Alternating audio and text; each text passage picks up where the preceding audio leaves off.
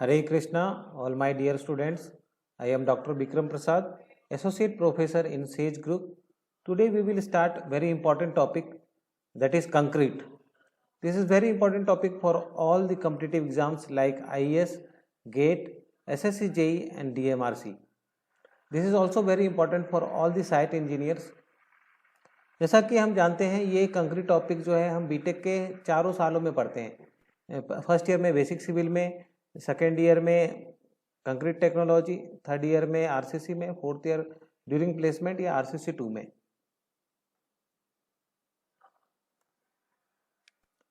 तो जैसे हमने लास्ट क्लास में पढ़ा था, सीमेंट, सैंड, वाटर जब हम मिक्स करते हैं तो वो मोर्टार बनता है, ठीक है ना। जब हमने कंप्रेसिव स्ट्रेंथ टेस्ट किया था सीमेंट के लिए, वहाँ पे हमने पढ़ा था मोर्टार के बारे में।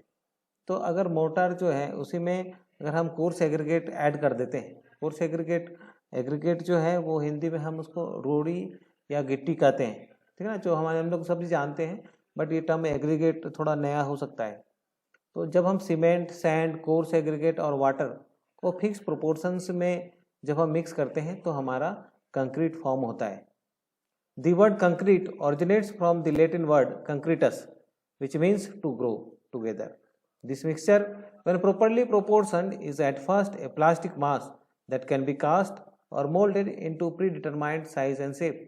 Upon hydration of the cement by the water, concrete becomes stone-like in strength, hardness and durability.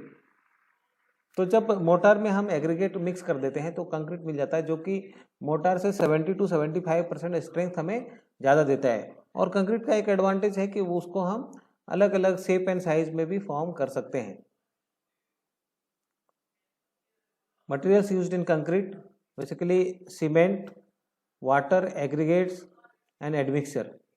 तो एग्रीगेट जो है वो दोनों है, fine aggregate and coarse aggregate, ठीक है ना। तो जब हम इसे फिक्स प्रोपोर्शन में मिक्स कर देते हैं तो इसे हम कंक्रीट मिलता है हमें, है ना। एडमिक्सर्स हम क्यों यूज़ करते हैं? अलग अलग कंक्रीट के जो क्वालिटीज़ हैं वो इम्प्रूव करने के लिए, प्रॉपर्टीज इन्हेंस करने के लिए हम एडमिक्सर्स मिलाते हैं different. Cement and binding materials, a mixture of compounds made by burning limestone and clay together at very high temperature ranging from 1400 to 1500 degrees Celsius. The production of Portland cement begins with the quarrying of limestone CaCO3, then mixed with clay, sand and iron ore and ground together to form a homogeneous powder. Cement and lime are generally used as binding material. ठीक है ना। तो जो cement हम use करते हैं basically वो हमें बाइंड करता है। Aggregate, sand, cinder is used as fine aggregate. Crushed stone, gravel, broken bricks are used as coarse aggregate. Chemically inert solid bodies held together by the cement. Soft porous aggregate can result in weak concrete with low wear resistance. Hard aggregates can make strong concrete with high resistance to abrasive. तो basically हमें hard aggregates use करने पड़ते हैं, और अगर porous नहीं होना चाहिए, उसमें वाइड्स नहीं छूटने चाहिए। तो जैसे देख सकते हैं फाइन एग्रीगेट जो कि हम जनरली सैंड यूज़ करते हैं, और कोर्स एग्रीगेट में हम गिट्टी या रोड़ी यूज़ करते हैं, ठीक है ना। Water when mixed with cement forms a paste that binds the aggregate together. Water causes the hardening of concrete through the process called hydration, ठीक है ना। हाइड्रेशन प्रोसेस होता है जब हम सीमेंट में वाटर को मिक्स कर देते हैं तो वहाँ पे हाइड्रेशन स्टार्ट हो जाता है, दैट इज एक्सोथर्मिक रिएक्शन।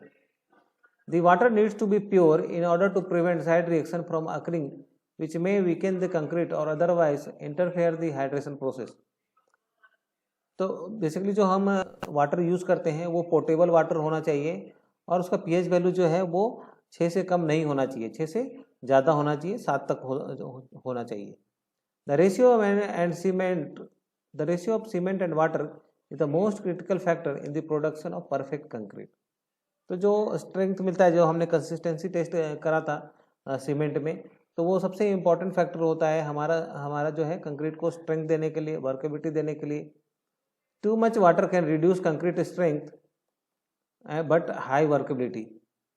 ज़्यादा हम अगर वाटर मिक्स कर देंगे तो हमें ट्रांसपोर्ट करना, मिक्स करना जो है कंक्रीट आसान हो जाएगा। और अगर हम too little water will make the concrete unworkable but high strength. तो अगर हम कंक्रीट में वाटर कम देते हैं तो ऑल्दो स्ट्रेंथ बढ़ सकता है, लेकिन वो अनवर्केबल हो जाएगा, क्योंकि वो जल्दी सेट हो जाएगा। सेट अगर जल्दी हो जाएगा तो फिर उसको हम ट्रांसपोर्ट नहीं कर सकते हैं, ठीक है ना। और उसके स्ट्रेंथ फिर फ्यूचर में अगर वो हार्ड हो गया, अपना ट्रांसपोर्टेशन के दौरान ही हार्ड हो गया, तो फिर हमारा वो फिर स्ट्रेंथ नहीं देगा प्रॉपर।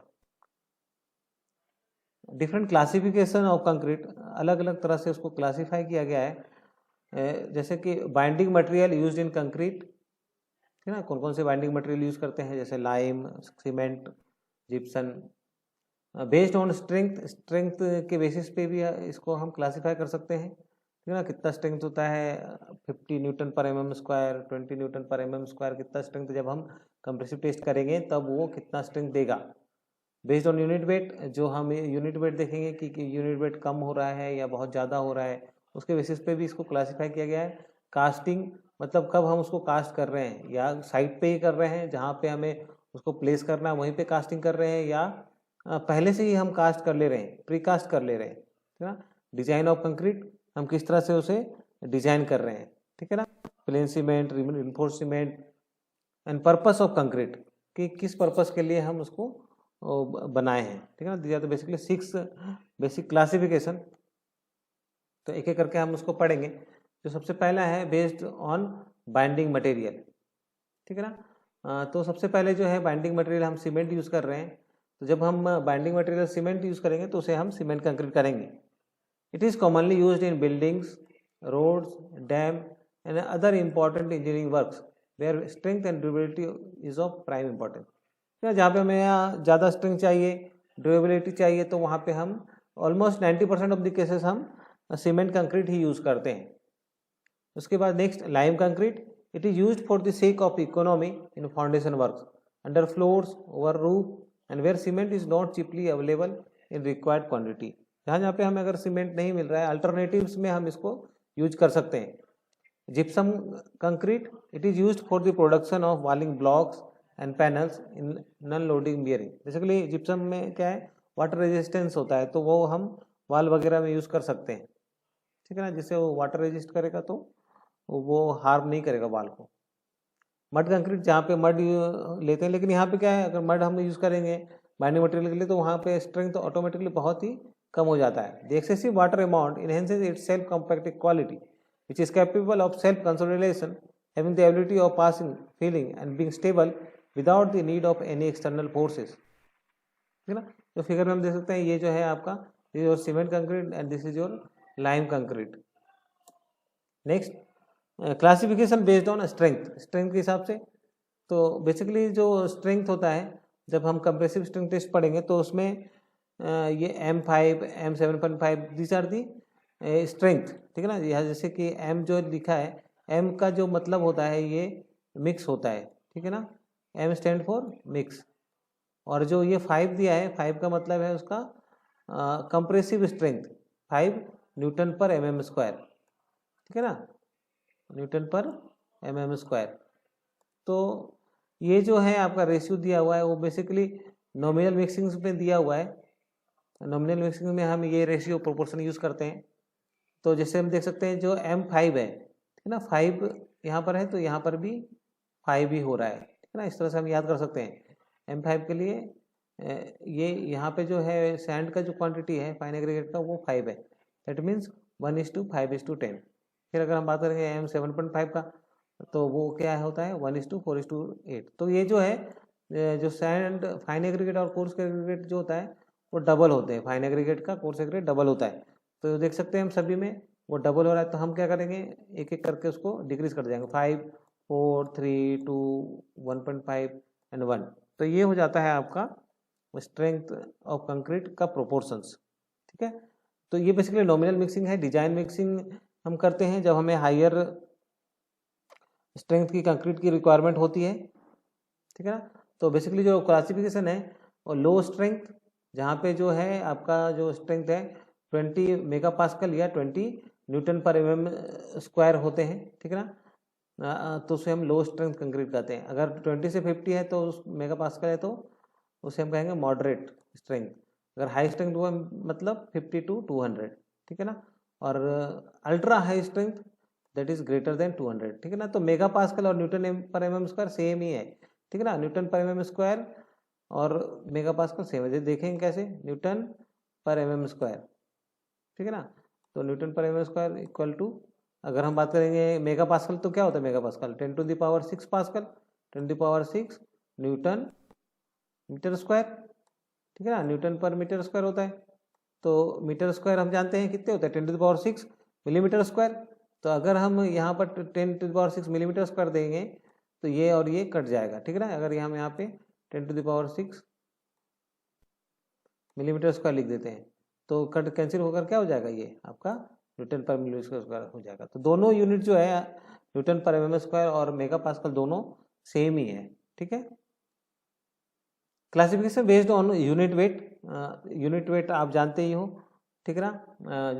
अगर या डेंसिटी में मतलब mass upon volume, unit weight की बात करेंगे तो अब फोर्स वेट अपॉन वॉल्यूम, ठीक है ना। तो ये बेसिकली अगर हम जी से मल्टीप्लाई कर देंगे तो वो आपका यूनिट वेट हो जाएगा। तो यहाँ पे जो है first is ultra light concrete, बहुत ही लाइट कंक्रीट जिसका जो है डेंसिटी कितना है 1200 kg पर मीटर क्यूब से कम होना चाहिए। लाइट वेट कंक्रीट 1200 से 1800 kg पर मीटर क्यूब होगा अगर, तो उसे हम लाइट वेट कंक्रीट कहेंगे। नॉर्मल वेट या मॉडरेट 1800 से 2400 रहेगा, ठीक है ना, उसके अप्रोक्स रहेंगे तो वो आपका मॉडरेट वेट या नॉर्मल वेट कहलाएगा। हेवी वेट जो 3200 से ज़्यादा होंगे, ठीक है ना। तो थोड़ा बहुत ज़्यादा चल सकता है, 2400 से 2600 तक अगर रहेगा तो उसे हम मॉडरेट कहेंगे। बेस्ड ऑन कास्टिंग, कास्टिंग मतलब इन सिटू एंड प्रीकास्ट। इन सिटू मतलब कि आपका इन साइट, ठीक है ना। सिटू मतलब आपका वो साइट में ही आपको प्रिपेयर करना है, ठीक है ना। जब हमें कास्टिंग करना है,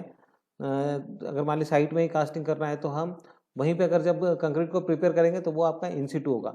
अब प्रीकास्ट क्या है, मतलब हम पहले से प्रिपेयर कर चुके हैं और उसको दूसरी जगह पे जा करके ट्रांसपोर्ट करके फिर उसको हम प्लेस करते हैं। जैसा कि हम जनरली देखते हैं कि ब्रिजेस वगैरह में या फिर रेलवे मेट्रोज वगैरह में जो है पहले से प्रीकास्ट करके फिर उसको जा करके वहाँ पर प्लेस किया जाता है। Next classification is based on design of concrete. Basically there are 3 types: plain cement concrete, reinforced cement concrete and pre-stressed cement concrete, ठीक है ना। तो प्लेन सीमेंट कंक्रीट जैसा हम देख सकते हैं ये फिगर में कहाँ पे यूज होता है, जैसे बेसिकली जब भी हम एक्सकेवेशन करते हैं तो हम वहाँ पर प्लेन सीमेंट कंक्रीट को उसमें स्प्रेड करके उसको फिर लेवल करते हैं, ठीक है ना। इसका स्ट्रेंथ कम होता है, 20 न्यूटन पर एम स्क्वायर से अगर कम रहता है तो उसको हम पीसीसी कहते हैं, ठीक है ना। आरसीसी जो यूज होता है वो 20 न्यूटन पर एम स्क्वायर के से लेकर के ऊपर तक हम बात करते हैं, ठीक है ना। इसको फ्लोरिंग में भी यूज कर सकते हैं M15 को। The cement concrete in which no reinforcement is provided is called plain cement concrete. This type of concrete is strong in taking compressive stresses but weak in taking tensile stresses. Plain cement concrete is commonly used in the foundation work and flooring of buildings. Reinforced concrete, the cement concrete in which reinforcement is embedded for taking tensile stress is called reinforcement cement concrete. In this type of concrete, the steel reinforcement is to be used generally in the form of round bars. This concrete is equally strong in taking tensile, compressive and shear stresses. RCC is commonly used for construction of slabs, beams, columns, foundation and precast concrete. तो जैसा हम इस figure में देख रहे हैं कि जहाँ पे अगर आपका रिइंफोर्समेंट लगा हुआ है, ठीक है ना, अगर रिइंफोर्समेंट बार लगे हुए हैं स्टील जो है, ठीक है ना, या हिंदी में सरिया कहते हैं इसको, अगर ये सरिया लगा हुआ है तो वहाँ पे अगर हम कंक्रीट को पोर कर रहे हैं तो ये हमारा रिइंफोर्स्ड सीमेंट कंक्रीट कहलाएगा। Next is prestressed cement concrete. The cement concrete in which high compressive stresses are artificially induced before their actual use is called pre-stressed cement concrete. In this type of cement concrete, the high compressive stresses are induced by pre-tensioning the reinforcement before placing the concrete, and the reinforcement is released when final setting of the concrete take place. This concrete can take high tensile and compressive stresses without development of cracks. The quality of reinforcement can be considerably reduced by using this concrete. तो इसमें देख सकते हैं figure में पहले यहाँ पर देखिए पहले रिइंफोर्समेंट रखा हुआ है। तो ये दो तरह के होते हैं, एक प्री टेंशनड होता है, एक पोस्ट टेंशनड होता है। तो प्री टेंशन में क्या करते हैं, प्री टेंशन में पहले टेंशन दे दिए इसमें, ठीक है ना, इसको स्ट्रेस कर देते हैं, इस जो है रिइंफोर्समेंट में टेंशन प्रोवाइड कर देते हैं, उसके बाद हम कास्टिंग करते हैं, ठीक है, जैसे यहाँ देख रहे हैं। अगर पोस्ट टेंशन में क्या करते हैं, पहले कास्टिंग हो जाएगा, उसके बाद फिर हम उसको टेंस्ड कर देते हैं, टेंशन दे देते हैं, ठीक है ना, तो वो फिर क्या है कि हाई टेंसाइल स्ट्रेंथ इसमें आ जाते हैं। Next classification according to purpose, vacuum concrete, air entrained concrete and light weight concrete, ठीक है ना। तो vacuum concrete, the cement concrete from which entrained air and excess water is removed after placing it by suction with the help of vacuum pump is called vacuum concrete. In this concrete the excess water which is added to increase the workability but not required for the hydration of cement of concrete is removed by forming vacuum chamber, ठीक है ना। तो अगर जो water या जो air है वो एक्स्ट्रा मिक्स है तो उसको हम चैम्बर बनाकर वो सक कर लेते हैं, ठीक है ना, तो एयर एक्स्ट्रा नहीं रहेगा तो उससे क्या होगा, हमें अच्छा स्ट्रेंथ मिलेगा। Air entrained concrete, the concrete prepared by mixing aluminium in it is called air entrained concrete. In this concrete, bubbles of hydrogen gas are liberated, which form cell and make the concrete cellular. This concrete is used for lining walls and roofs for heat and sound insulation purposes. तो देखते हैं यहाँ पे आपका देखिए air bubbles यहाँ पर form होते हैं। Third one is light wait concrete, the concrete prepared by using coke breeze, cinder और slag as coarse aggregate is called light wait concrete, ठीक है ना। तो ये क्या होता है, बहुत ही लाइट वेट होता है। This concrete is used in making precast structural units for partition and wall lining. Next अब हम पढ़ेंगे कि कैसे जो है सीमेंट कंक्रीट जो है वो मैन्युफैक्चर किया जाता है, ठीक है ना। तो मैन्युफैक्चर करने का प्रोसेस है, सबसे पहले उसका वेट हम करते हैं, ठीक है ना, वेइंग करते हैं। वेट करने के लिए बेसिकली हम बेचिंग प्लांट यूज़ करते हैं लार्ज स्केल में। अगर हमें स्मॉल स्केल में बात कर रहे हैं, अगर हम लोकल कॉन्ट्रैक्टर्स की बात करते हैं तो वो वॉल्यूम बेसिस पे भी कास्टिंग कर देते हैं, कंक्रीट फॉर्म कर लेते हैं, ठीक है ना। तो बेसिकली अगर हम बात करेंगे लार्ज इंडस्ट्रियल स्केल में तो सबसे पहले आपका बैचिंग प्लांट आता है। बैचिंग प्लांट में हम क्या करते हैं, जो भी फिक्स प्रोपोर्शन हमने मिक्स डिज़ाइन से करा है, ठीक है ना, मिक्स डिज़ाइन से हमने ये बनाया है कि इतना वेट इतना वेट करेंगे तो हमारा M30 ग्रेड कंक्रीट बनेगा या M20 ग्रेड कंक्रीट बनेगा। तो सबसे पहले हम बैचिंग प्लांट में क्या करते हैं, वेट करते हैं, इतना इतना वेट रिक्वायरमेंट है। उसके बाद क्या करेंगे, जब हमने वेट कर लिया कि इतना इतना वेट हमें रिक्वायरमेंट है तो फिर उसको हम मिक्स करते हैं, ठीक है ना। तो मिक्सिंग करने के बेसिकली दो तरीके हैं। First one is hand mixing and second one is machine mixing, ठीक है ना। Hand mixing, in this type the mixing is done by manual labours. This method is adopted for small construction works. Requirement of cement is more than machine mixing 10%, ठीक है ना। तो यहाँ पे हम देखेंगे कि जो रिक्वायरमेंट एक्चुअली में होता है उससे हम 10% ज़्यादा हम सीमेंट लेते हैं। क्यों? क्योंकि लेबर्स वगैरह से क्या हो सकते हैं, एरर्स हो सकते हैं थोड़ा, तो वहाँ पे हमारा स्ट्रेंथ को मैनेज करने के लिए हम 10% एक्स्ट्रा सीमेंट लेते हैं और उसको कितने देर 3 मिनट्स तक उसको हम मिक्स करेंगे, ठीक है ना। Construction of platform of bricks, lean concrete और iron sheet, spread out sand evenly, spread cement on it, mix it till the color of mixing becomes uniform. Spread this mixture and spread coarse admixture, then mix it. During mix it remaining water should be added with continuous process. Time for mix is generally 2 to 3 minutes.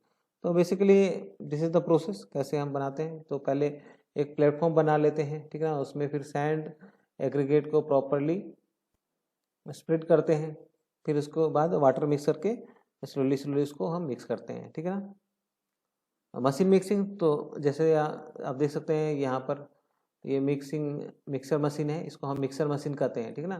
देख सकते हैं labours वगैरह यहाँ पर सभी quantities यहाँ पर देखिए डाल रहे हैं, ठीक है ना। यहाँ से डालते हैं, इसके बाद इधर से आपको आउटपुट मिलता है, ठीक है ना। तो और यहाँ पे देखेंगे this is your batching plant.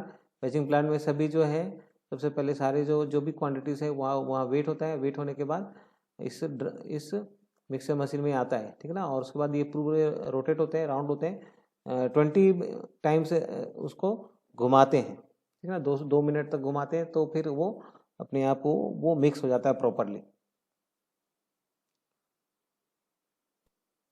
For machine mixing, all the ingredients of the concrete including water are collected in a revolving drum and then the drum is rotated for a certain period. ठीक है ना, उसको rotate करते हैं, basically 2 minute तक rotate करते हैं या 20 टाइम से रोटेट करते हैं. ठीक है ना. Ready mix concrete is type of concrete that is manufacture in a factory और batching plant according to design and then delivered to a work site by transit truck.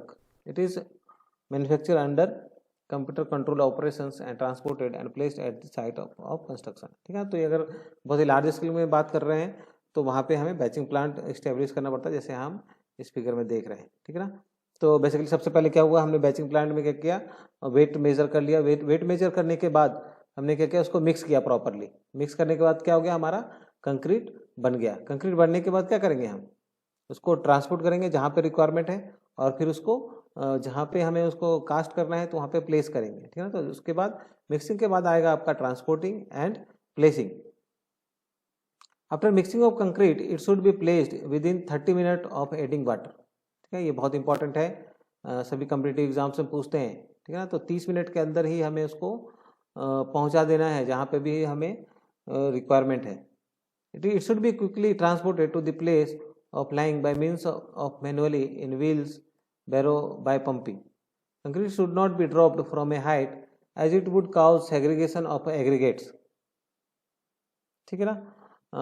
तो बेसिकली ट्रांसपोर्टेशन करने के लिए देखिए हमने ये आपको ये फिगर दिखाया है, इसको हम लोग ट्रांजिट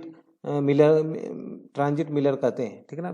इसको अगर साइट वगैरह में देखेंगे तो इसको मिलर कहते हैं सब लेबर्स वगैरह, बट ये ट्रांजिट मिक्सचर है. ठीक है ना. इसमें क्या करते हैं, ये देखिए ये आपका ये जूट बैग्स लगे हुए हैं, हो सकता है ये गर्मी के मौसम में होगा. है ना. क्या होता है कि इसमें यहाँ से हम जो भी बैचिंग प्लांट में लगा देते हैं, यहाँ से हमारा कंक्रीट आता है. कंक्रीट आने के बाद ये रेगुलरली राउंड होते रहता है. ठीक है ना. ये रिवोल्व होते रहते हैं. तो उससे क्या होता है कि कंक्रीट सेट नहीं होते हैं और ये जो जूट बैग हमने लगाया है वो टेम्परेचर से बचने के लिए, ताकि वो जल्दी सेट ना हो. ठीक है. तो अब हमने क्या किया है कि पार्टिकुलर थ्रू दिस व्हीकल हमने क्या किया, उसको जहाँ पे रिक्वायरमेंट है वहाँ पे हमें अब ट्रांसपोर्ट कर दिया. अब उसको हमें प्लेस करना है. ठीक है ना. तो in placing concrete should be laid in thin layers, each layer being thoroughly compaction before the next one is laid. तो बेसिकली यहाँ पे हम देख सकते हैं 2 मेथड्स हमने दिखाया है कैसे इसको हम प्लेस करते हैं. तो ये जो है हमारा दिस इज टावर क्रेन, इसको हम टावर क्रेन कहते हैं. ठीक है ना. इसका जो वॉल्यूम होता है 0.25 वॉल्यूम कंक्रीट होता है. ये जा करके जहाँ पे भी देखिए कितने भी हाइट में आपको प्लेस करना है तो यहाँ से वो कंक्रीट उठाएंगे और कंक्रीट उठाने के बाद यहाँ पर प्लेस कर देते हैं. दूसरा हमने दिखाया है, ये है आपका बूम प्लेसर. ठीक है ना. बूम प्लेसर, तो इसमें हम क्या करते हैं, कंक्रीट जैसे देख सकते हैं आप यहाँ पे जो कंक्रीट पोर हो रहा है और डायरेक्टली ये यहाँ पर प्लेस कर रहा है. ठीक है ना. और एक इम्पॉर्टेंट मशीन होते हैं जैसे पंप होता है, पंप से भी हम डायरेक्टली प्लेस करते हैं. ठीक है ना. पंप कनेक्ट कर देते हैं, पाइपलाइन कनेक्ट कर देते हैं और पंपिंग से वो पुश होते रहता है. The next is compaction. ठीक है ना. तो अब हमने क्या क्या प्लेस कर दिया, जैसे हमने बताया कि हर थिन लेयर में करना है, एक एक लेयर करते जाना है और उसको प्रॉपरली वाइब्रेशंस के थ्रू उसको कॉम्पैक्ट करना है. ठीक है ना. तो compaction of concrete is very important in developing qualities like strength, durability, imperviousness by making the concrete dense and free from voids. In case of important and big works, compaction of concrete is done with vibrator. Use of vibrator is best and the most efficient way of compacting concrete. It gives very dense concrete. Care should be taken not to make excessive use of vibrators. Otherwise, the concrete becomes non-homogeneous. Compaction is a process of expelling the entrapped air. If we don't expel this air, it will result in honeycombing and reduce strength. It has been found from the experimental studies that 1% air in the concrete approximately reduces the strength by 6%. तो ये बहुत आपके लिए important है कि 1% अगर air होगा concrete में तो वो कितना स्ट्रेंथ रिड्यूस करेगा, तो 6% तक स्ट्रेंथ रिड्यूस कर सकता है. इसलिए हम क्या करते हैं, इंट्रैप्ड जो एयर है या जो भी वाइड्स है उसको हम रिमूव करते हैं. ठीक है ना. नहीं तो क्या होगा, आपका हनीकॉम्बिंग स्ट्रक्चर बन जाएगा. ये भी कभी कभी एग्जाम से पूछते हैं हनीकॉम्बिंग क्या है. ठीक है ना. तो जैसे हनीकॉम्ब होता है, हनी का कॉम्ब होता है ना, हम लोग देखे मधुमक्खी का जो छत्ता जो होता है, तो उस तरह का स्ट्रक्चर बन जाता है. जब हम शटरिंग हटाते हैं तो वो हनीकॉम्बिंग का स्ट्रक्चर दिखता है, ठीक है ना, तो इसीलिए उसका नाम हनीकॉम्बिंग कहा गया है। तो जो वाइब्रेटर्स होते हैं वो 3 तरह के होते हैं, ठीक है ना, प्रॉपर कॉम्पैक्शन करने के लिए। तो फर्स्ट इज इमर्जन और नीडल वाइब्रेटर, ठीक है ना। तो ये देख सकते हैं नीडल वाइब्रेटर है, ठीक है, इससे हम क्या कर रहे हैं, इसको वाइब्रेट कर रहे हैं प्रॉपरली।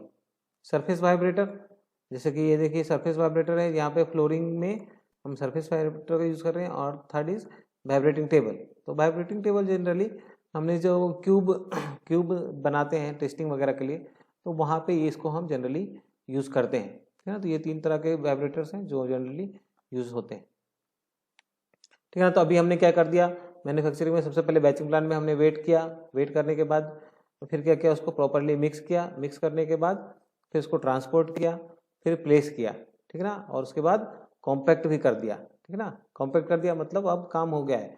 अब कॉम्पैक्ट कर देने के बाद अब देखेंगे कि हम लोग घर वगैरह में देखते हैं, कुछ भी अगर कास्टिंग होता है या ब्रिक वर्क या स्लैब बनता है, तो हमें पापा लोग बोलते हैं कि आप जा करके उसको तराई करो, ठीक है ना। जो तराई हम करते हैं, पानी जो डालते हैं, उसी को हम कहते हैं क्यूरिंग, ठीक है ना, वही है आपका क्यूरिंग। जैसे आप फिगर में देख सकते हैं, ये आपको स्प्रिंकलर कर रहे हैं। The process of keeping concrete wet to enable it to attend full strength, ठीक है ना, is known as curing. They are basically capillary and gel water available in the concrete. तो होता क्या है कि जो कैपिलरी एंड जेल वाटर जो फॉर्म होते हैं कंक्रीट में, वो क्या हो जाते हैं, हीट जब ज़्यादा फॉर्म होता है, हीट ऑफ हाइड्रेशन होता है, तो ये दोनों वाटर क्या होता है, स्केप करने लगते हैं। इसलिए हम क्या करते हैं कि प्रॉपर पॉन्डिंग करते हैं, क्यूरिंग करते हैं, ताकि जो हीट ऑफ हाइड्रेशन है, हीट जो है वो कम निकले, जिससे कि हमारा स्ट्रेंथ मेंटेन रहे। The objective of curing is to prevent loss of moisture from the concrete due to evaporation और because of any other reasons. Curing should be done for a period of 3 weeks but not less than 7 days, ठीक है ना। तो 3 week तक करना चाहिए, 7 दिन से कम नहीं करना चाहिए। मेथड्स ऑफ क्यूरिंग, हाँ, और क्यूरिंग में जो आपका सेम पीएच वैल्यू जो होने चाहिए वाटर का, वो 6 से कम नहीं होने चाहिए, ठीक है ना। और पोर्टेबल वाटर ही हम क्यूरिंग में यूज़ करते हैं। तो the methods wet hessian, sprinkler, ponding, steam and boiling, boiling या एक्सीलरेटेड क्यूरिंग, ठीक है ना। तो देखेंगे जैसे इसमें फिगर में हम देख सकते हैं कि यहाँ पे प्रॉपर स्प्रिंकलर हो रहा है, स्प्रिंकल कर रहे हैं हम, ठीक है ना, स्प्रिंकल करके इसमें क्यूरिंग कर रहे हैं। दूसरा देख सकते हैं यहाँ पे आपका जूट बैग्स रखे हैं, दिस इज योर वेट हेसन, ठीक है ना, जूट बैग्स रखे हैं। इससे क्या होगा कि आपका जो सरफेस है वो बहुत देर तक वेट रहेगा, जिससे प्रॉपर क्यूरिंग हो सकेगा लॉन्ग प्रोसेस तक, ठीक है ना। तो जिसमें क्या है, वाटर का वेस्टेज भी कम होगा। पॉन्डिंग जो है, अलग अलग जगह पे हम उसको घेर देते हैं, घेरने के बाद उसको वाटर वहीं पे स्टोर कर देते हैं, पॉन्ड जैसा बना देते हैं, तो वाटर वहाँ पे स्टोर रहता है। स्टीम, जैसे कि हॉट एयर का जो हॉट एयर होता है, ठीक है ना, स्टीम वेपर, उसको हम देते हैं कंक्रीट सरफेसेस में क्यूरिंग के लिए। तो वो क्या है, आपका जल्दी स्ट्रेंथ पा लेता है, ठीक है ना, वो जल्दी स्ट्रेंथ पा लेता है अगर हम स्टीम और या फिर बॉइलिंग क्यूरिंग करेंगे, ठीक है ना। अगर बॉइलिंग करेंगे तो 24 डेज में ही बहुत स्ट्रेंथ वो गेन कर लेता है, ठीक है। स्टीम एंड बॉइलिंग जो दोनों आपका एक तरह से एक्सेलरेटेड क्यूरिंग कहलाता है। अब जब हमने उसको प्रॉपरली क्यूरिंग भी कर दिया, सॉरी, क्यूरिंग के पहले फिनिशिंग जो होगा वो क्यूरिंग के पहले होगा। तो उसमें फिनिशिंग में क्या होता है, देखिए यहाँ पर जो मेथड्स हैं वो स्क्रीडिंग, फ्लोटिंग एंड ट्रॉलिंग, इस तरह से हम कंक्रीट को फिनिश कर रहे हैं, ठीक है ना। देख सकते हैं दिस इज योर स्क्रीडिंग, ठीक है ना। इसको हम पट्टा कहते हैं हिंदी में, पट्टे से हम क्या करते हैं, उसको फिनिश देते हैं सरफेसेस को। फिर ये जैसे देखिए ये फ्लोटिंग कर रहे हैं, जो भी अगर मान लीजिए कुछ एग्रीगेट बाहर रख गया तो उसको प्रॉपरली फिक्स कर रहे हैं। दिस इज योर ट्रॉवलिंग, ट्रॉवल, ठीक है ना, करनी कहते हैं शायद हिंदी में। तो करनी से हम इसको क्या है, प्रॉपरली प्लेन सरफेस बना रहे हैं। तो अब जैसे देखिए हमने सब कुछ फिनिशिंग कर दिया, फिनिश करने के बाद भी क्या होता है, कभी कभी इसमें तो कुछ प्रॉब्लम्स आ जाते हैं कभी कभी। जैसे कंक्रीट को अगर हम कास्टिंग करते हैं तब कुछ प्रॉब्लम्स आते हैं, तो वो 2 इंपॉर्टेंट टर्म्स हैं, उसको हम डिस्कस करेंगे, that is segregation and bleeding. तो segregation is when the aggregate separate from the rest of the concrete, this causes weakening and excessive curing and shrinkage. Some of the ways to avoid segregation including placing the concrete as close as possible to its final position. Do not drop from higher than 2 to 3 feet. Avoid high slumps. Do not move the concrete with a vibrate. तो basically segregation मतलब separation होता है। अगर हम concrete को ज़्यादा height से पोर करते हैं तो क्या होते हैं, एग्रीगेट अलग हो जाएगा, गिट्टी अलग हो जाएंगे, बालू अलग हो जाएंगे, सीमेंट का जो वाटर है वो अलग हो जाएगा, तो इससे हमारा स्ट्रेंथ बहुत कम होता है। इसको अवॉइड करने के लिए बेसिकली हम बहुत कम हाइट में उसको ड्रॉप करते हैं, जो बेसिकली 2 to 3 फीट में प्रॉपर स्लम्प यूज़ करते हैं। और जनरली आप कभी भी साइट में देखेंगे कि लेबर्स वगैरह क्या करते हैं, जब कंक्रीट डिस्प्लेस नहीं होते हैं तो उसको वाइब्रेटर्स से उसको डिस्प्लेस करने की कोशिश करते हैं, ठीक है ना, तो ये नहीं करना चाहिए। Bleeding means the concentration of water at certain portions of the concrete. The locations with increased water concentrations are concrete surface, bottom of large aggregate and bottom of reinforcing steel. Bleed water trapped under aggregates or steel lead to the formation of weak and porous zones within which micro cracks can easily form and propagate. ठीक है, तो देख सकते हैं ये जो है आपका दिस इज योर ब्लीडिंग। जब पानी आपके सरफेस में आ जाता है तो उसको हम कहते हैं ब्लीड। जैसे इंसान का ब्लड निकलता है तो क्या होता है, वो दिखता है रेड, इस तरह से कंक्रीट में ये वाटर आपके सरफेसेस में आ जाते हैं, ठीक है ना। तो यहाँ अगर सरफेसेस में आ गए तो इससे हमारा फाइन क्रैक्स डेवलप हो जाते हैं, जिससे कि आपका स्ट्रेंथ वीक हो जाते हैं, ठीक है। तो अब हमने क्या है, पूरा कंक्रीट को मैन्युफैक्चर कर दिया, प्लेस कर दिया। तो अब हम देखेंगे कि अब हम पता कैसे करेंगे कि जो हमने कंक्रीट बनाया वो अच्छा बना है या नहीं बना है, ठीक है ना। तो उसके लिए बहुत सारे टेस्ट हैं। तो टेस्ट के लिए destructive test, non destructive test और एक होता है वर्केबिलिटी टेस्ट। ये तीनों टेस्ट हम पढ़ेंगे, ठीक है ना। तो जो कंप्रेसिव स्ट्रेंथ ये जो टेस्ट होते हैं जब हम प्लेस करते हैं, जैसे बैचिंग प्लांट से हम जब कंक्रीट को ट्रांसपोर्ट करने के लिए ले जाते हैं उसी समय हम जो है क्यूब्स फॉर्म कर लेते हैं, ठीक है ना। ये जो डिस्ट्रक्टिव टेस्ट हैं उसके क्यूब्स या मॉडुलस ऑफ रप्चर में बीम बनाना है या इसमें सिलेंडर बनाना है, तो ये सब हम लोग during formation of the concrete उसी समय हम ये फॉर्म कर लेते हैं। उसके बाद फिर उसको पर्टिकुलर पीरियड्स में हम टेस्ट करते हैं, ठीक है ना। फिर नॉन डिस्ट्रक्टिव टेस्ट, अगर कास्टिंग हो चुका है होने के बाद ये नॉन डिस्ट्रक्टिव टेस्ट करते हैं, ठीक है ना। वर्केबिलिटी टेस्ट, उसका वर्केबल स्लम वैल्यूज निकालने के लिए हम वर्केबिलिटी टेस्ट करते हैं, ठीक है ना। तो इसको हम एक एक करके डिटेल्स में जाएंगे। Compressive strength test, the compressive strength of any material is defined as the resistance to failure under the action of compressive forces. Test for compressive strength is carried out either on the cube or cylinder. The strength of concrete increases with age. Table shows the strength of concrete at different ages. ठीक है ना। तो basically इसका process क्या है, ये mould होते हैं, ठीक है ना। This is your mould. ये इसका साइज होता है 150 इंटू 150 इंटू 150, ठीक है ना। 150 mm का क्यूब होता है, ठीक है, या 15 सेंटीमीटर हम बोलेंगे, ठीक है ना, इसका क्यूब होता है। तो हम बेसिकली 9 क्यूब्स के सेट लेते हैं, 9 क्यूब का सेट लेते हैं और उसमें कंक्रीट को 3 लेयर में पोर करते हैं। प्रॉपर कॉम्पेक्शन करने के बाद हम उसको पोर करते हैं, ठीक है ना। प्रॉपर कॉम्पैक्ट हो गया, उसके बाद उसको हम 3 डेज के लिए टेस्ट करना चाहें तो 3 डेज के लिए कर सकते हैं, 7 डेज के लिए चाहें तो 7 डेज के लिए, और 28 डेज के लिए टेस्ट हम करते हैं। बेसिकली 3 टेस्ट ही किया जाता है जनरली, 3 डेज, 7 डेज और 28 डेज स्ट्रेंथ, ठीक है ना। उसके बाद हम उसको यूनिवर्सल टेस्टिंग मशीन में पुट करते हैं और ये हम उसका टेस्ट करते हैं, ठीक है ना, और हम देखते हैं कि उसका स्ट्रेंथ कितना आया है। Next is modulus of rupture test, ठीक है ना। Modulus of rupture is measure of the tensile strength of concrete beams और slabs. Flexural strength identifies the amount of stress and force an unreinforced concrete slab, beam or other structure can withstand such that it resists any bending failures. तो जो हम size लेते हैं वो beam हम लेते हैं इसमें 700 इंटू 150 इंटू 150 mm लेते हैं, ठीक है ना। तो बेसिकली इसमें हम यही टेस्ट करते हैं कि ये टेंसाइल फोर्स कितना ले सकता है, ये बेंडिंग कितना रेजिस्ट कर सकता है, ठीक है ना। जो हम साइज लेते हैं वो 700 mm का लेंथ, ठीक है ना, लेंथ, ये विड्थ और ये डेप्थ, ठीक है ना, ये हम साइज लेते हैं बीम का और उसको प्रॉपरली टेस्ट करते हैं। और जो लोड अप्लाई करते हैं वो 0.7 मेगा पास्कल पर मिनट या न्यूटन पर mm स्क्वायर पर मिनट, ठीक है ना। तो यहाँ पे देख सकते हैं अगर लोडिंग आपका सिंगल है तो यहाँ पे आपका कंसंट्रेटेड लोड सिंगल है तो यहाँ पे आपका जो वैल्यू आएगा दैट इज 3FH/2BD²। अगर वही हम दो जगह पे फोर्स लगाएंगे, ठीक है ना, F/2 लगाएंगे, तो यहाँ पे जो हमारा जो स्ट्रेंथ आएगा that is sigma equal to FH/BD²। जो मॉडुलस ऑफ रप्चर वैल्यूज आते हैं डेज के हिसाब से वो आपको यहाँ पर मेंशन दिए हुए हैं, ठीक है ना। 7 डेज में आपका 4.5 जनरली आना चाहिए। Splitting tensile test. The tensile strength of concrete is one of the basic and important properties. Splitting tensile strength test on concrete cylinder is a method to determine the tensile strength of concrete.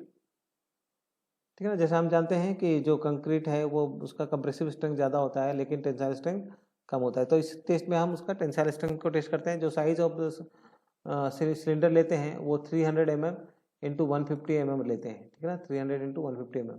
और जो loading करते हैं वो 0.7 to 1.4 megapascal पर minute देते हैं, ठीक है ना। मैं बार बार बोल रहा हूँ, मेगापास्कल या न्यूटन पर mm² दोनों सेम है। तो ये हम उसको स्ट्रेंथ इस तरह से लोडिंग देते हैं।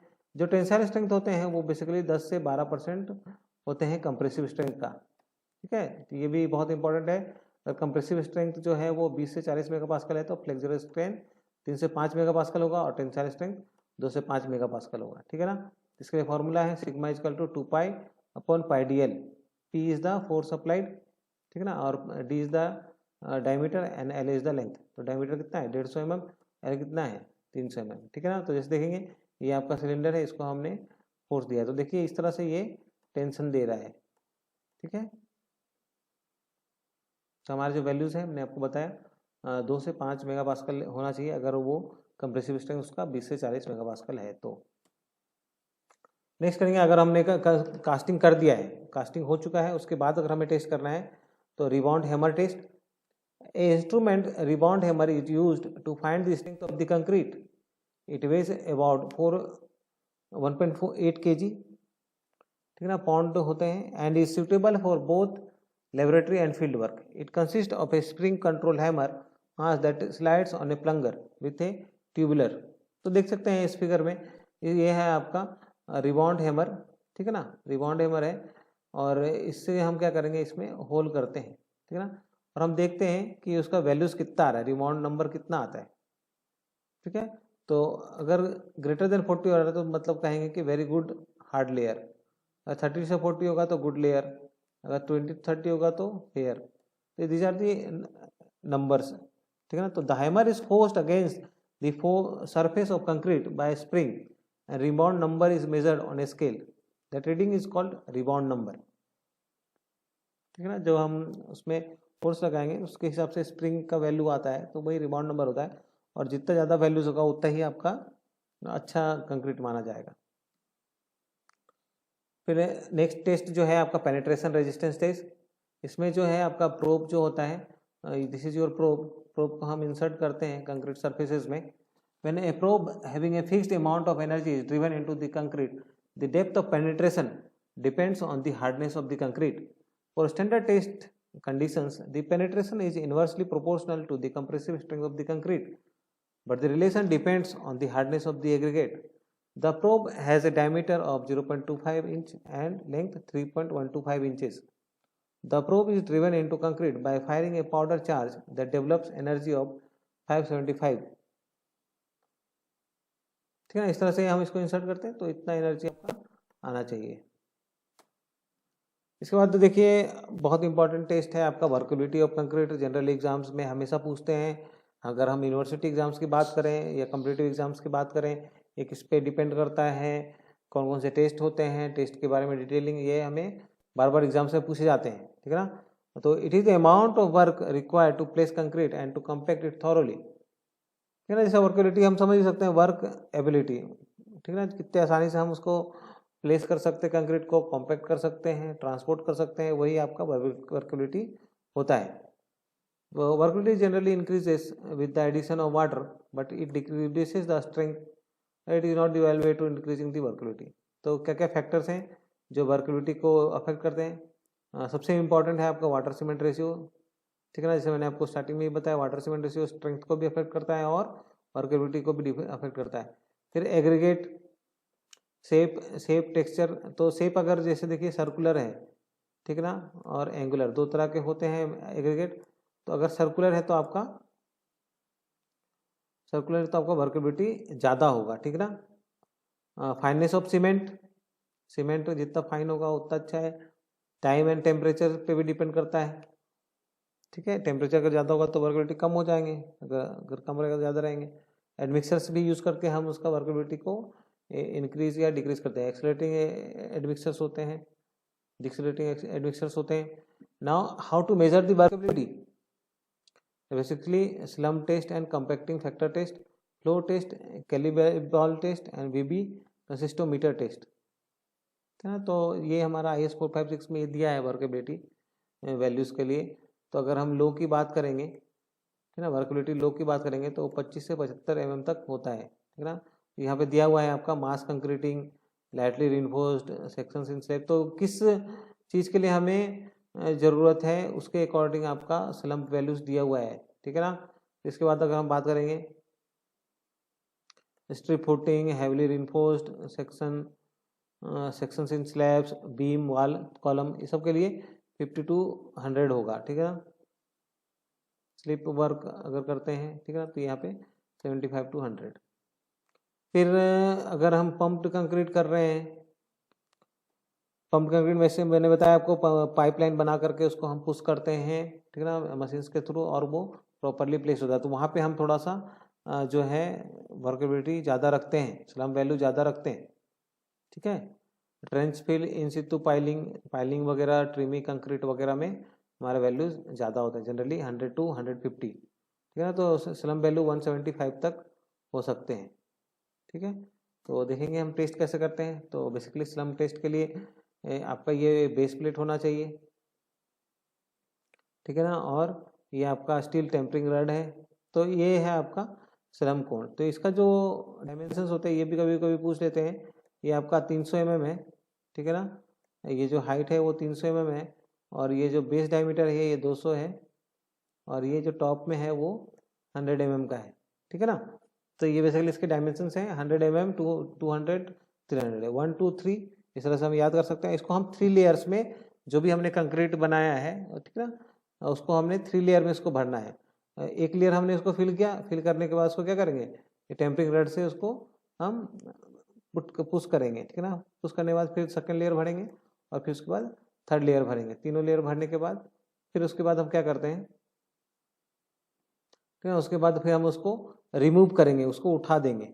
जो हमारा यहाँ पे जैसे हमने यहाँ देखा, ये इसको जब हमने फिल कर दिया पूरा, तो फिर इसको हम रिमूव कर देंगे। रिमूव करने के बाद अगर वो इस तरह का आता है, स्लम वैल्यूज हमारे इस तरह से आते हैं, और जो हमारा ये जो स्ट्रक्चर था, फ्रक्टम जो था, ठीक है ना, कौन तो नहीं कहेंगे, तो ये जो है अगर इस तरह से बनता है तो उसको हम कहते हैं कि ट्रू स्लम, जो हमने बनाया वो सही था। लेकिन अगर वो इस तरह से कोलेप्स होता है, इस तरह से बन जाता है, तो उसको हम कहते हैं शियर टाइप ऑफ स्लम। अगर इस तरह से कोलेप्स हो जाता है तो इसको हम कहते हैं कोलेप्स शियर, ठीक है ना। Now next is compacting factor test. It is more precise and sensitive than the slump test and is particularly useful for concrete mixes of very low workability and normally used when concrete is to be compacted by vibration. The method applies to plain and air entrained concrete made with lightweight, normal weight or heavy aggregates having a nominal maximum size of 30 mm or less. तो यहाँ पे देख सकते हैं ये आपका plunger है, ये आपका कंटेनर है, सॉरी, और ये आपका सिलेंड्रिकल कंटेनर है। तो हम क्या करते हैं, कंक्रीट जो है इसमें इसके ऊपर में पोर करते हैं। मान लीजिए W1 वेट है, फिर यहाँ से क्या है, ये आपका गैप है, इसके नीचे में गैप है, तो यहाँ से क्या होगा, ये फिर यहाँ आएगा, यहाँ आने के बाद फिर वो नीचे यहाँ तक आएगा, ठीक है। तो जितना यहाँ पे फिल हुआ, वो पार्शियल फिल जो होता है, तो उसको हम कहते हैं WP, ठीक है ना। जो यहाँ पे आप देख सकते हैं WP, weight of partially compacted concrete इस WP है, ठीक है ना। तो यहाँ पे आपका जितना कंक्रीट बच गया वो आपका WP है। फिर उसके बाद क्या करते हैं, जो हमारा कंक्रीट बच गया उसको फिर हम प्रॉपरली कॉम्पैक्ट करते हैं। कॉम्पैक्ट करने के बाद फिर हम देखते हैं कि उसका वेट कितना हो रहा है। फुल्ली कॉम्पैक्टेड कंक्रीट का वेट हम देखेंगे, दोनों का वेट हम देखेंगे, और उसके बाद दोनों का जब हम रेशियो ले लेते हैं, पार्शियली कॉम्पैक्टेड कंक्रीट और फुल्ली कॉम्पैक्टेड कंक्रीट, दोनों का अगर हम वेट लेंगे, उसका रेशियो देखेंगे, तो देखेंगे कितना आता है। तो बेसिकली 1 के आसपास ही आना चाहिए, पूरा 1 आना चाहिए, लेकिन थोड़ा सा कम आता है देखेंगे, अगर बहुत अच्छा है कम्पेक्शन फैक्टर तो वो 0.95 है वर्केबिलिटी, और उसका देखिए आपका स्लम वैल्यू 100 to 175 है। इसके बाद मीडियम होगा तो 0.92, 50 to 100, 0.85, 25 to 50, ठीक है ना। तो इस तरह सारे दीज आर दी वैल्यूज। ये आपका स्लम्प है, ठीक है ना, स्लम्प वैल्यू है वह स्लम्प टेस्ट से, और ये कम्पेक्शन फैक्टर वैल्यू आया है, ठीक है ना। तो ये आपका, ये भी जनरली एग्जाम से पूछते हैं, तो इसको आप लोग जरूर याद कर लीजिएगा, ठीक है ना। Now one of the very important topic जिससे हमने कई बार बात किया, water cement ratio. Water cement ratio, water cement ratio क्या होता है? वाटर सीमेंट रेशियो जो है is defined as the mass of water divide by the mass of the cement, water divided by cement. Simple है। For example a concrete mix containing 400 kg cement and 240 kg of water will have a water cement ratio of 240/400, ठीक है ना। तो क्या हो जाएगा, ये values 0.6 हो जाएगा, ठीक है। For normal construction the water cement ratio is generally 0.5, it varies from 0.35 to 0.65। तो ये हमने IS में 456 से निकाला है ये कोड, इसको देख सकते हैं आप। जो आपका वाटर सीमेंट रेशियो होना चाहिए वो यहाँ से लेकर के यहाँ तक ही होना चाहिए जनरली, ठीक है। तो अलग अलग कंक्रीट स्ट्रेंथ के लिए हम अलग अलग वैल्यूज यूज करते हैं, बट जनरली हमने यहाँ पे 0.5 लिखा है, ठीक है ना। As the water cement ratio increases, the porosity of the cement paste in the concrete also increases. As the porosity increases, the compressive strength of the concrete will decrease. ठीक है, जैसे वाटर सीमेंट रेशियो ज़्यादा में बढ़ाएंगे तो वर्कुलिटी तो बढ़ेगा, लेकिन उससे क्या होगा, ज़्यादा बहुत ज़्यादा बढ़ा देंगे तो आपका स्ट्रेंथ पे वो हैम्पर करेगा, ठीक है ना। Next, qualities of good concrete. Strength अच्छा होना चाहिए, ठीक है ना। The concrete should be able to withstand the stresses that is subjected to it. It is quite strong in compression but weak in tension. Durable होना चाहिए, it should be durable enough to resist the effect of weathering agents. Density, the concrete should be well compacted so that there are no voids or hollow laps. It should weigh 3000 kg per cubic. Water tightness, when used for construction of water retaining structures such as dams, elevated tanks and water reservoirs, then the property of concrete becomes very important. Otherwise, the moisture inside the RCC would corrode steel and leakage would start resulting in the ultimate failure of the structure. Workability, it should be easily workable, resistant to wear and tear. When used in floors and in the construction of roads, the concrete should be able to withstand abrasive forces, ठीक है ना, frictional forces से भी बचना चाहिए। तो what are the factors affecting strength concrete? Water cement ratio देखिए, हर जगह पे वाटर सीमेंट रेशियो बहुत इंपॉर्टेंट कंसेप्ट है। वाटर बहुत ज़्यादा अगर हम मिला देंगे तो वहाँ पे स्ट्रेंथ आपका वीक हो जाएगा। Shape of aggregate basically circular होते हैं, ठीक है ना, और एंगुलर होते हैं, दो तरह का हमने बताया। तो जो सर्कुलर होते हैं, ठीक है ना, सर्कुलर होते हैं, तो सर्कुलर होने से क्या होगा, वहाँ पे आपका वाइड्स बन जाते हैं, वाइड्स फिल नहीं होता पाता। और ये अगर एंगुलर होगा तो बेसिकली सर्कुलर हो, जहाँ पे जैसे हम बात कर सकते हैं सैंड वगैरह जहाँ पे मिलता है, जैसे हम देखेंगे समुद्र के पास या नदी के पास में गोल गोल तरह के जो पत्थर होते हैं उसके बारे में हम बात कर रहे हैं, हाँ, जिसको कभी कभी चीनी पत्थर भी बोलते हैं। तो वो अगर राउंडेड पत्थर रहेंगे वहाँ पे स्ट्रेंथ हमारा क्या होगा, रिड्यूस हो जाता है, कम मिलता है स्ट्रेंथ। एंगुलर के से अगर हम कंपेयर करें तो वहाँ पे स्ट्रेंथ राउंड वाले का कम होता है। कॉम्पेक्शन एंड एयरवाइड्स, प्रॉपर कॉम्पेक्शन होगा तो स्ट्रेंथ बढ़ाएगा, अगर एयर वाइड्स छोड़ देंगे तो हम क्या हो जाएगा, स्ट्रेंथ कम हो जाएगा। प्रॉपर क्यूरिंग होना चाहिए, अगर क्यूरिंग प्रॉपर करेंगे 7 to 14 डेज या 7 to 21 डेज तक प्रॉपर क्यूरिंग करेंगे तो स्ट्रेंथ अच्छा होगा। अगर हम 7 डेज के पहले ही छोड़ देते हैं क्यूरिंग तो क्या होगा, स्ट्रेंथ रिड्यूस हो जाएंगे। फाइननेस होना चाहिए आपका, जो सीमेंट है वो बहुत ही फाइन होना चाहिए। फाइननेस अगर प्रॉपरली होगा सीमेंट, तो अगर उसमें मिक्सिंग प्रॉपर होंगे तो हमारा स्ट्रेंथ बढ़ेगा। एज ऑफ कंक्रीट, जैसे जैसे एज बढ़ता है बेसिकली तो हमारा जो कंक्रीट का स्ट्रेंथ है वो भी इंक्रीज होते जाते हैं, ठीक है ना। 3 डेज का जो स्ट्रेंथ है और फिर जो 7 डेज है, फिर 28 डेज है, तो स्ट्रेंथ हमें 2 साल 3 साल तक तो स्ट्रेंथ बढ़ते ही जाता है। तो what are the advantages of concrete? तो बेसिकली हमने पहले पढ़ा था स्टोन पढ़ा था, और फिर से हमने ब्रिक्स पढ़ा था, तो फिर अब क्या है, कंक्रीट आया, तो कंक्रीट के बहुत सारे एडवांटेजेस हैं। Concrete ingredients are easily available, बहुत आसानी से हमें मिल जाते हैं। Concrete can be easily handles and moulded to any desired shape, आसानी से उसको हम हैंडल भी कर सकते हैं और उसको अलग अलग शेप्स में भी हम कास्ट कर सकते हैं। Concrete can be easily transported from place और mixing to place of casting before initially set take place. Concrete can be pumped or sprayed to fill into cracks and lining of tunnels. Using steel as reinforcement, it is possible to build any structure, be it lintel or a massive flyover. The monolithic character of a concrete gives it better appearance and much rigidity to the structure. The property of concrete to possess high compressive strength makes a concrete structure more economical than a steel structure. ठीक है ना, तो these are the advantages. Compressive strength बहुत अच्छा होता है concrete में। तो this is the end of the topic, ठीक है ना। मैंने सभी टॉपिक्स कंक्रीट से रिलेटेड जितने भी टॉपिक्स उसको हमने कवर करने की कोशिश की है। तो आपको ये वीडियो कैसा लगा, इसको ज़रूर आप शेयर करें अगर अच्छा लगता है तो। और ये जो हमने जो फ़ोटो दिया है, ये जब मैं जॉब में था उड़ीसा झारसुगुड़ा में, तो वहाँ का हमने ये फ़ोटो डाला है। ये जो आप देख रहे हैं ये पूरा स्ट्रक्चर्स जो है मेरे अंडर में ही बना था। जैसे ये देख रहे हैं डीएम प्लांट बिल्डिंग है ना, ये टैंक है, ये पूरा स्क्रीनिंग हाउस है, तो ये पूरा मेरे ही अंडर में बना था। तो इसलिए भी मैं आपको बहुत अच्छे से एक्सप्लेन कर पा रहा हूँ। तो प्लीज़ आप लोग अच्छे से पढ़िए और अपना ज़रूर ख्याल रखिएगा। जय हिंद, जय भारत।